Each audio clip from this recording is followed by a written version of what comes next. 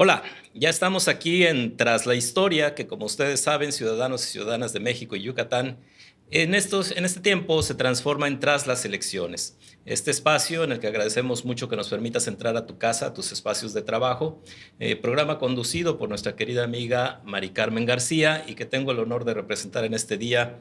Y tenemos hoy una oportunidad que es más bien extraña, porque en esto de la política, un tema común de mucho interés para todas las personas que participan es la juventud. Cómo hacer ver, cómo convencer y una serie de trucos que intentan las personas en la política para que jóvenes se acerquen pues, a votar, que es finalmente lo que a muchos les interesa, pero más al fondo. ¿Qué piensa, cómo lo ve desde su perspectiva, desde su vida, a su edad, una persona que ha estado metida en este tema por voluntad propia, por historia propia? Y tenemos el honor y el gusto de que nos acompañe aquí en el estudio Ariadna Vela. Muchísimas gracias por venir, por estar con nosotros. Y bueno, ¿quién es Ariadna Vela? Pues muchísimas gracias primero por la invitación. Se me hace muy importante tener estos espacios como jóvenes para poder platicar de esto que es tan importante. Sobre todo porque yo es la primera vez que voy a votar por unas elecciones presidenciales. Me tocó votar en 2021, pero pues es la primera vez que voy a votar y pues he platicado con diferentes amigos y conocidos y pues esta cuestión de que vamos a votar por primera vez y vamos a votar en elecciones muy importantes. Y pues yo soy Ariadna, me encanta la participación ciudadana.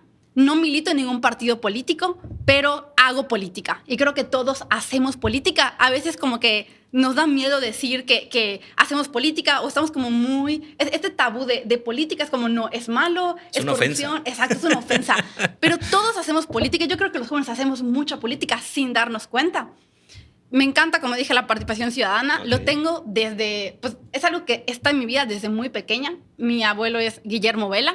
Para los que pues no lo conocen, fue un gran activista político, una persona que se involucró mucho en el tema de participación ciudadana, también un gran empresario. Y esto de que, esta frase de en la mesa no se habla ni de religión ni de política, en mi casa nunca pasó. Fue al revés. Fue al revés. En la mesa siempre se hablaba de política y creo que por eso pues me acostumbré desde muy pequeña. ¿Cómo se entiende desde esta perspectiva? Porque ese mensaje es uno que queremos transmitir e intentamos transmitir a nuestras nuevas generaciones y no lo logramos. Hay, no sé si una brecha generacional, una incapacidad de comunicación. ¿Qué significa para una joven como tú política? Si eres política, ¿qué significa eso para ti? Creo que es poder incidir en los asuntos públicos. Tiene que ver mucho con la parte ciudadana. Cuando pensamos en un ciudadano, no es nada más como una persona, un ente que existe. O sea, al final ser ciudadano es ser miembro de una comunidad. Tenemos derechos, tenemos obligaciones, pero sobre todo tenemos la oportunidad de poder incidir en lo que es público. Y lo hacemos, los jóvenes constantemente lo hacemos. Cuando vemos, por ejemplo, las manifestaciones ambientales, las manifestaciones feministas, las manifestaciones por los derechos de la comunidad LGBT, ahí estamos haciendo política, aunque muchas veces no nos damos cuenta. Y creo que lo que pasa es que son temas que los sentimos cercanos, porque tal vez nos toca a nosotros como esa parte. Es un hito, es una parte normal del describir la juventud, es de tener causa, ¿no? Decía rebelde sin causa, pero no. En la juventud normalmente hay una razón, una motivación para hacer ciertas cosas. Cuando se aborda una de ellas, es más accesible y más normal ver a los jóvenes involucrarse. Dime algo, ¿tú te consideras común? Es decir, así como te estoy escuchando ahorita, ¿son tus conversaciones con compañeros de tu edad? No con todos, sí, la verdad, desgraciadamente sí hay compañeros que me dicen, no, pues es que no vale la pena o ya no se puede cambiar. Lo mismo dicen los viejitos como yo. Creo que es algo común en general en la sociedad. Y lo puedo entender porque creo que, digo, los partidos políticos, yo no voy a defender nunca ningún partido político, creo que sí hay cosas que nos deben como ciudadanos, pero no por eso no vamos a involucrarnos. O sea, al contrario. Pero también hay personas que como yo, jóvenes que como yo, están preocupados y están preocupadas por lo que está pasando. Ayer tuve la oportunidad de platicar con las líderes de Viernes por el Futuro, que es un movimiento ambientalista. Y ellas están igual de preocupadas que yo. Y fue como, ¿qué vamos a hacer? Entonces, ¿qué vamos a hacer? Nos queda nada, nos queda menos de un mes. Pero sí fue ¿qué vamos a hacer? Porque además estas causas que nos suelen interesar, como las ambientales, como pues el movimiento feminista, tienen mucho que ver con política y mucho que ver con las elecciones. No son cosas aisladas, o son cosas que se van entretejiendo y por eso también debería interesarnos. No es como soy defensora ambientalista y no me importa lo que pase en la situación del país para nada. Es que finalmente el sentido de la palabra política tiene que ver con ese relativo a muchos, lo que nos une por ser diversos, por ser personas que comparten un espacio en la ciudad. ¿Qué te une a ti en este momento frente al movimiento que hay por las elecciones? Tú debes tener tus causas, tus compañeros otras o las mismas. Entre los adultos mayores, de mayor edad, también hay diversas causas, pero frente a la posibilidad de tu primera votación como adulta, ¿sí?, por una presidencia de la República, ¿cómo se une lo que a ti te motiva frente a este fenómeno de que vamos a cambiar de presidencia? Pues creo que primero, pues empezar desde la vida propia. Yo sé que lo que pase el 2 de junio va a afectar directamente en mi vida. O sea, soy joven que acaba de egresar. Eso significa que, pues, la cuestión, por ejemplo, del trabajo. O sea, estamos viendo que estamos saliendo preparados y, por ejemplo, no tal vez tenemos los trabajos que quisiéramos. Entonces, eso tiene que ver totalmente con las elecciones. Entonces, tenemos que votar por alguien que sepamos que nos va a garantizar, pues, un futuro seguro y estable. También desde la parte como ambientalista, pues es una causa que a mí me encanta y tiene mucho que ver con lo que pase después del 2 de junio. O sea, quien nos represente, y no solo en presidencia, también hablamos de diputados federales, de senadores. Claro. Son los que van a crear, a modificar, a eliminar leyes que puedan propiciar que México sea un lugar mucho más sustentable o que no. Lo mismo con las causas feministas. Entonces, todas las... O sea, la elección del 2 de junio no simplemente es quién se va a quedar en el poder o quiénes se van a quedar en el poder, sino las decisiones que van a tomar. La forma en que va a usar causas. ese poder que le otorguemos. Exacto, que tiene mucho que ver con nuestras causas. Pues a mí me encanta vivir en Yucatán porque vivimos en el estado más seguro, vivimos en un estado, yo creo que muy privilegiado y yo quiero cuidar eso. Correcto. También, junto con esta perspectiva de que los jóvenes no participan, pero ojo, porque también muchísimos adultos no participan, está el punto de cómo se mueve, cómo se acerca uno a convencerles, creemos desde esta ignorancia de adultos, convencerles de que participen cuando es algo que naturalmente debería ocurrir. Y entonces se acude a pensar en la brecha como hay que usar el TikTok, hay que usar las redes, hay que hacer cosas simples porque a ellos no les gusta leer, porque ellos no quieren pensar mucho. ¿Es así? ¿Así lo viven ustedes? Creo que puede ayudar como poder entrar en estos medios. Mi Instagram se ha llenado un montón de páginas y creo que es importante que sea de jóvenes para jóvenes. Creo que es algo muy importante. Donde, o sea, por ejemplo, está el de Me Veo. Es una cuenta de Instagram que se llama Me Veo, que está muy buena y justo con Reels y con ese tipo de cosas dan información relevante. Pero también yo creo que lo que mencionaba antes, no solo verlo como la parte de participación ciudadana y política, sino que los diferentes liderazgos juveniles en las diferentes causas logren conectar la importancia de lo que va a pasar el 2 de junio y de votar con la causa que ellos sientan propia. Creo que también eso es importante. Y es una forma de poder como más como focalmente, es como, ok, ese es el movimiento feminista, y entonces las líderes del movimiento feminista que logren como transmitir este mensaje hacia las personas que son parte del movimiento feminista. Entiendo. Y cómo esto se liga, o sea, el 2 de junio, cómo se liga con lo que pase con el movimiento feminista. Entonces yo creo que sí es importante como esta parte de las redes, pero también que tal vez no hemos logrado hacer clic entre cómo las elecciones van a afectar a nosotros y a nuestras causas. Y creo que es importante hacer como este clic de no solo es un día. Eso, porque se piensa en que es tomar la decisión y luego esperar otros 6 años. ¿Tú no lo ves así? No, definitivamente no. Creo que menos en estas elecciones. Estamos viendo, y tal vez a algunas personas no les guste esto, pero estamos viendo que nuestra democracia está en riesgo. Entonces, menos en estas elecciones. Todas las elecciones son importantes, pero estas elecciones son más importantes. Yo tengo 56 años y he visto varias elecciones presidenciales. Entiendo cómo estábamos en mi primera elección en la que voté en el 88 y cómo estamos ahorita. Puedo hacer comparativos. Tú no. Puedes, seguramente lees y sabes, pero no lo viviste. ¿Cómo lograr transmitir? ¿Cómo lograr expresar ese riesgo del que tú estás hablando ahorita? ¿Cuál es el riesgo que tú percibes en el que se encuentra la democracia? Pues literalmente estamos, esperemos que no, pero muy cerca de que nos quiten las libertades que tenemos Y lo vemos con cosas tan simples como, por ejemplo, el ataque a los organismos autónomos. Esto yo creo que es así un super red flag de, oye, salimos a defender al INE, pero no tendríamos por qué estar saliendo a defender al INE. Estamos viendo también una elección de Estado. Eso es algo muy preocupante. Una elección de Estado es cuando el piso no está parejo. Pues en una democracia y en todas las elecciones debería haber un piso parejo. Ningún candidato o candidata debería tener pues más publicidad, más dinero. Pues nada, no todo debería ser igual y estamos viendo que en este momento no es así. ¿Sí lo perciben? Yo creo que no lo percibimos, al menos no todos. Creo que los que nos interesamos sí.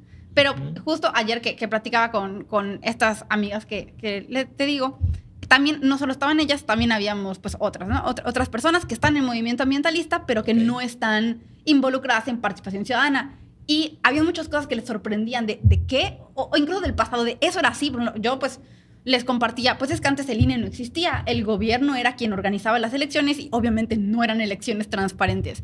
Y me decían, ¿de verdad? Y yo, sí, o sea, no siempre ha existido el INE y hay que defenderlo. Entonces yo creo que lo primero es poder comunicar qué es lo que pasaba antes, sin que sea así como clase de historia, de esto, es exacto, esto. Porque eso no es el modo. Exacto.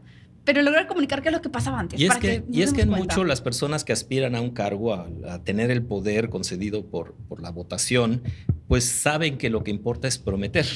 Decir que antes estaba mal y contigo va a estar bien. ¿Esa ustedes se la creen? No, para nada. Para nada. Y creo que es de los grandes problemas. ¿Por qué la gente no quiere votar? Porque es lo típico que no solo los jóvenes, yo creo que todos lo dicen. Sí, lo decimos. Siempre es lo mismo, da igual quién gane, siempre Eso, prometen. Da igual. No da igual quién gane. Y repito, no voy a defender a ningún candidato o candidata, ni a ningún partido político, pero en este momento, y yo siempre lo digo con mis amigas y con mis amigos, no pienses en el partido político, aunque suene muy feo, incluso no pienses en la persona. No significa que vayas a votar por alguien que digas, va a ser tonterías, o sea, no. Pero en este momento creo que hay que pensar en el bien superior. O sea, ¿qué es lo que está en riesgo? Y entonces, voto útil. O sea, ¿cuál es, o sea, quién sabemos que va a lograr hacer oposición suficiente para eso que no queremos perder? En tiempos de tu abuelo, a quien todo Yucatán apreció mucho y reconoció totalmente, había esa situación. O sea, se pertenecía a un partido que era quien podía tener el poder recurrentemente, o si no tenías acceso a él, estabas en la oposición. Había esa dualidad muy claramente marcada con ideales y con una serie de posturas. Hoy no sabemos de dónde viene cada persona porque ha habido una mixtura enorme entre los partidos. Antes estabas aquí, ahora estás allá, etcétera. Por eso es muy interesante lo que dices. No es el partido, porque hoy ni siquiera hay ideales de partido. Hoy la gente cambia según le convenga para un puesto, para otro. Entonces, ¿cómo identificar a la persona? ¿Qué sugerencia o cómo se lo plantearías tú a tus compañeros, a la gente de tu edad? ¿Qué hay que mirar? ¿Qué hay que buscar en el discurso? Porque ahorita todos dicen que serán los mejores. En el discurso que escuchamos, ¿qué escuchar, qué atender o qué mirar? Porque nos queda un mes para votar. Sí. Yo creo que primero, aunque suene como medio feo, tal vez es ver quién de plano no quiero que esté. O sea, creo que eso es como primero quién de plano no. Descartar primero. Exacto. Pero además, sí creo que es importante leer cuáles son las propuestas que traen. Yo recomiendo en la página del INE y del YEPAC, está como conóceles y ahí están todas las propuestas, o sea, está candidatos, cuáles son sus propuestas, qué es lo que han hecho. Y yo creo que también esto es importante, no solo las propuestas, porque la verdad es que hablar puede hacerlo cualquiera, sino qué es lo que han hecho en otras ocasiones. Creo que eso es algo mucho más valioso, no solo lo que prometen, sino cuál ha sido el recorrido que han tenido. Y también pues darnos cuenta de la situación actual del país. Creo Entonces, que eso es importante. ¿qué es lo que definitivamente no quieres? Primer punto. Yo creo. Segundo, ¿qué están proponiendo? Y tercero, ¿qué tan creíble, de acuerdo a lo que se puede saber, es que van a poder cumplir algo de lo que están ofreciendo? Porque mucha gente, no sé si teme o dice irónicamente, con una cancioncita hoy se convence muy fácilmente a los jóvenes. Y creo que sabes a qué me estoy refiriendo, sí. Porque es lo que se baila, porque es lo que se dice, porque a falta de un sentido en la política, pues está bien el relajo y está bien lo que aparece en las redes sociales.